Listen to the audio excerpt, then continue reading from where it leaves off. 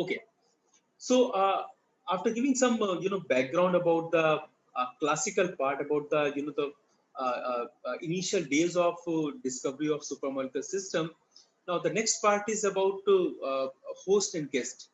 Before I go and take some examples, so first job is to understand that how to differentiate between a host and a guest.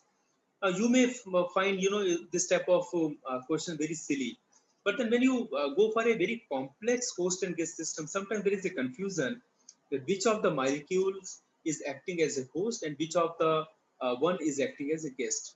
So how do we define? We say that host is the one where in which the binding sites face inward or converging. That means the host can accept electron density from something. Obviously the guest will have exactly opposite binding site, so that means we can say guest is the one in which the binding sites are facing outward or they have the binding sites are divergent. So converging binding sites from the host and diverging or divergent binding sites are from the guest. And then whenever you have this complementary sites, so they will form a host and guest complex. Okay.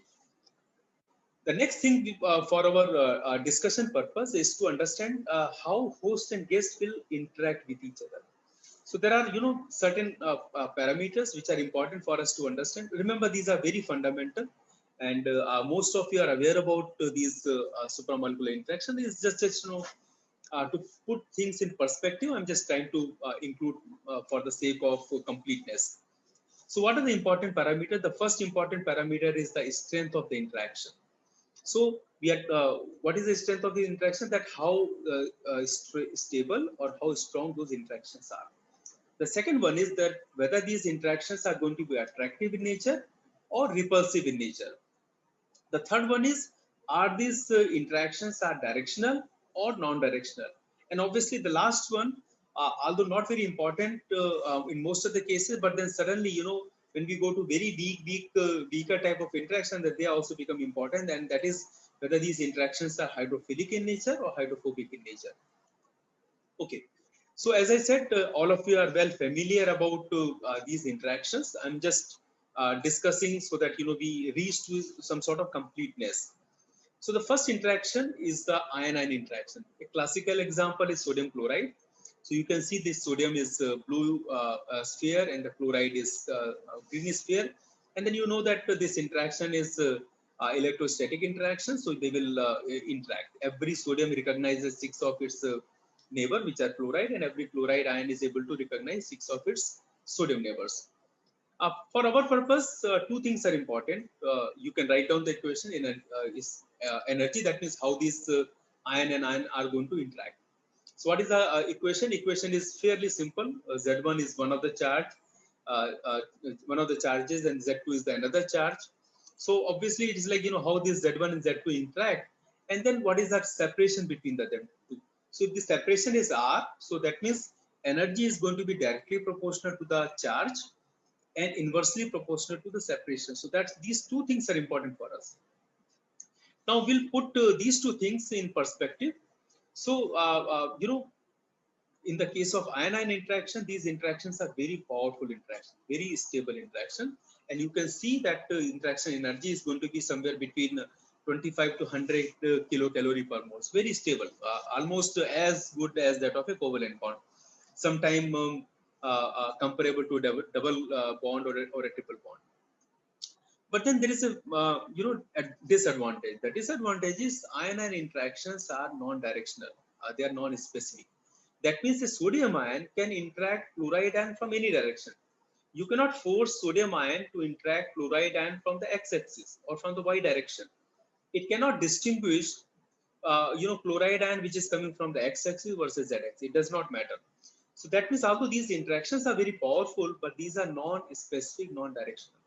So that means these interactions are not going to be important for the supramolecular chemistry purpose, particularly between host and guest. Okay, the next one is we'll keep ion as fixed and we'll move change the second one. So the next interaction is ion dipole interaction. So we can take some example. We can take crown ether as we have discussed while discussing some classical part of the chemistry. So this crown ether is 18 crown 6, and the cation is sodium. So you can see that this is the crown ether, and sodium can interact with the oxygen atom of this crown ether. So the dipole is the crown ether, and ion is the sodium ion. So anytime you have a dipole, so dipole means it will have two poles. And if you have two poles, how these two poles are going to interact with the cation or any ion, you will immediately see the importance of theta. And that's why if you look into the equation, you will immediately see theta. And then the theta means that, whenever you have a dipole, how this dipole interacts with the ion will decide about the fate of interaction. So coming back to the equation, which I'm sure all of you are familiar, we'll check only two things: charge and the separation. A charge has been discussed in the form of mu, which is nothing but the charge multiplication applied by the separation. So this is Q into L or Z into L, whatever the way you feel like. And then the separation. Now, in the case of ion-ion interaction, this separation was R, but in case of ion dipole interaction, now we see it is R square, reciprocal. So that means what will happen? Ion dipole interaction are going to be much weaker in strength compared to ion interaction. So you can see the interaction energy is going to be smaller compared to ion interaction. But now we see element of directionality. So that means a dipole, whenever you have a dipole, there is an element of directionality, and now these interactions are important from supramolecular perspective. So that's a take-home message for us. Okay, next thing is dipole-dipole interaction. So once you understand one dipole, then there is no problem. You can introduce another dipole. Obviously, the equation will be more complicated. Why? Because when you have more dipoles, you will have more theta value. That means how these dipoles are interacting, head to head, tail to tail, head to tail, making some angle between one dipole versus another dipole. So you can immediately see mu1 is for one dipole, mu2 is for the second dipole, and then various type of cos theta, sin theta, because dipole, how these dipoles are going to interact, that is what is going to decide the actual strength of the interaction energy. There is one more thing which is important for us to know, and that is the R. So now you see the energy is inversely proportional to R cube. So that means compared to ion-ion interaction and compared to ion dipole interaction, dipole-dipole interactions are going to be much weaker, because once you separate them, the energy will decrease much more faster compared to any of the two interactions. So much weaker. The energy is somewhere between 1 to 15 kilocalorie per mole, but then they're important from the supramolecular chemistry perspective. Why? Because of the directionality. So that means a dipole can recognize another ion, can recognize another dipole from various directions. So from supramolecular chemistry point of view, for the host guest chemistry point of view, these interactions are important. We can go further, for example, hydrogen bonding interaction, but then in reality, hydrogen bonding interactions are not different interactions. These are actually fall under the category of dipolar interaction, because hydrogen bond is nothing but a dipolar interaction, because once you have a DHA, the DH and A polarizes the DH bond, and because of that you have a dipolar interaction. But then hydrogen bondings are always discussed separately, because the type of interaction they form, the type of physical properties are associated with the hydrogen bonding. These things are important for us to know, and that's why these interactions are discussed separately. So there are various important parameters from the hydrogen bonding. For example, their directional character, the type of the energy which is present, the type of angle or the separation between donor and the acceptor. So these things are important in the hydrogen bonding interaction. The next one is pi-pi interactions. Although these are also discussed separately, but these are also they fall under the category of dipolar interactions only, because any pi containing molecule can also be explained in the form of a dipole, a quadrupole, or octupole. But then once you understand the dipole, you can immediately understand the quadrupole. For example, a benzene ring can be explained by a combination of certain dipoles, so that it's nothing but the quadrupole.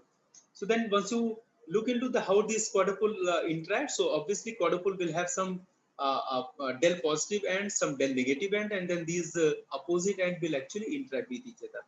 So you can see that the directionality will be important for the pi-pi interaction. The strength of these interactions are going to be much weaker because we are talking about two a quadrupole or octupole which are going to be much weaker in strength, and that's why these interactions are very weak. You can see the energy is somewhere between 0 to 10 kilocalorie per mole. Okay. The cation dipole interaction, once you understand the quadrupole moment of an aromatic ring or benzene ring, then you can immediately understand that how this aromatic ring will interact with the spherical cation, for example, sodium ion, or non-spherical cations such as ammonium ion and so on. Similarly, there are other type of much weaker interaction. For example, CH pi interaction, CH-X interaction, where X is the heteroatom. So, very these type of interactions are important in crystal engineering, are important in supramolecular chemistry for the recognition purpose, for the host and guest design purposes. Okay. The next question is how to design a supramolecular receptor. So, as I was discussing in the introduction, the inspiration is always from the mother nature, the biology. So again, can biology help us? So let me take one example, and this example is about the transport of cations in biology. So this is an example in which this is a common method of transport of ion across the cell wall, cell membrane, including human body. So, for example, whenever our cell requires some cations, what are the mode of transport? How these cations are transported from extracellular to intracellular fluid. So, for explaining, I have explained in the form of a lipophilic membrane. So, the middle one is the lipophilic membrane. Left hand side is the extracellular part, and the right hand side is the intracellular, which is inside the cell. And we are looking into how this cation can be transported from outside the cell to inside the cell. Okay, so what are the mechanism? We'll start from the number B first. So there are three mechanisms, A, B, and C. So the first we will discuss B, which is the channel pore. So channel pore is like a thoroughfare, maybe a corridor.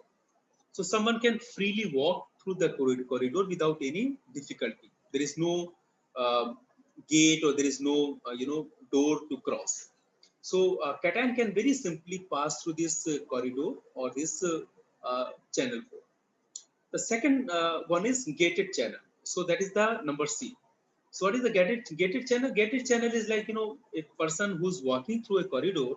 There is a gate, and that gate has a scanner. And once a person scans his or her ID, that time the person is allowed to enter. So that means gated mechanism or the gated channel is to control movement of various type of cations from extracellular to intracellular. So that means this is a mechanism of allowing the cation which cell requires. The last one is the which is number A here, which is the carrier mechanism.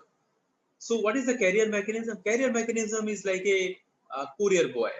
So you give a packet to a courier boy, and then courier boy takes the packet from say extracellular and transport or delivers to the intracellular. So if I talk about in terms of percentage, so more than 95% or 95% transportation takes place from the carrier mechanism. So although the channel pore and the gated channel appears to be very simple, but these are not the favorable mechanism of ion transport whenever we talk about the ion transport across the cell membrane. So the favorable mechanism is the the carrier mechanism, in which a courier person transport from one side of the membrane to the other side of the membrane. So that was an example. But how does it work?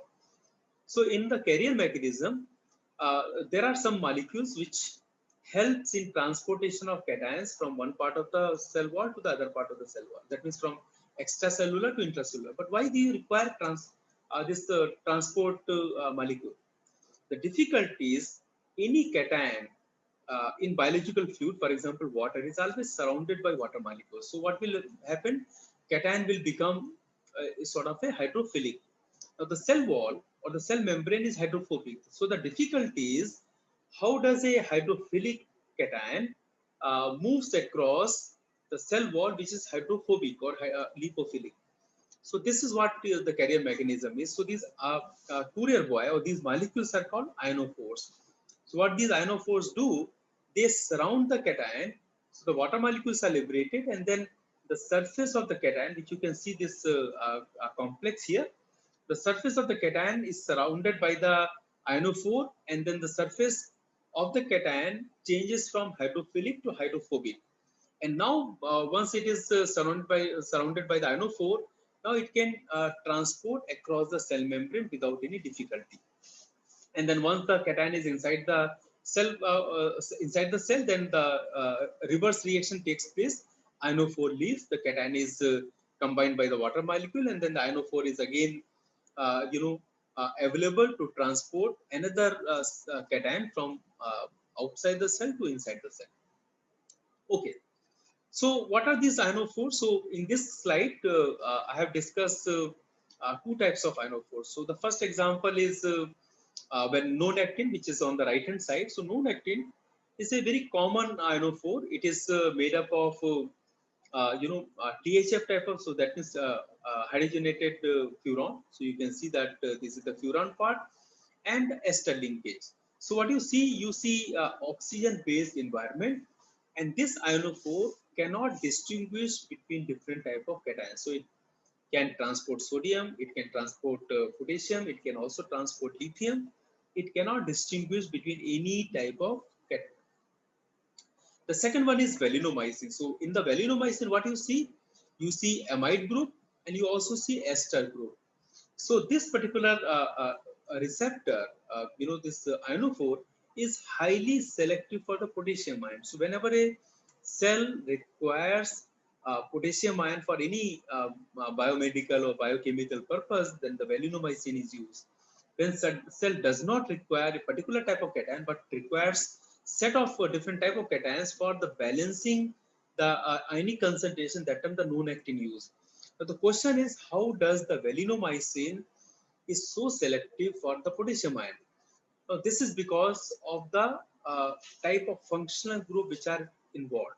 So as I told you that it has ester and the amide linkage. So what actually happens, this ester, the oxygen atom coordinates to the potassium ion. So you can see this lower drawing in which the purple ball is the potassium ion, and you can see that it is coordinated by 6 oxygen atoms. So these 6 oxygen atoms are nothing but the ester oxygen atom. So what happens to the amide groups?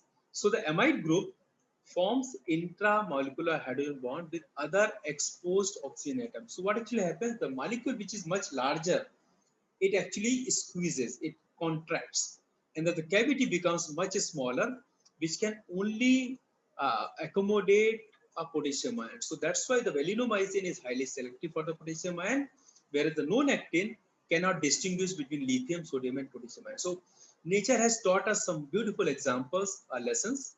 For example, macrocyclic receptors are the key molecules if you are interested in recognizing spherical cations and what type of function group to be used for the recognition of the cations.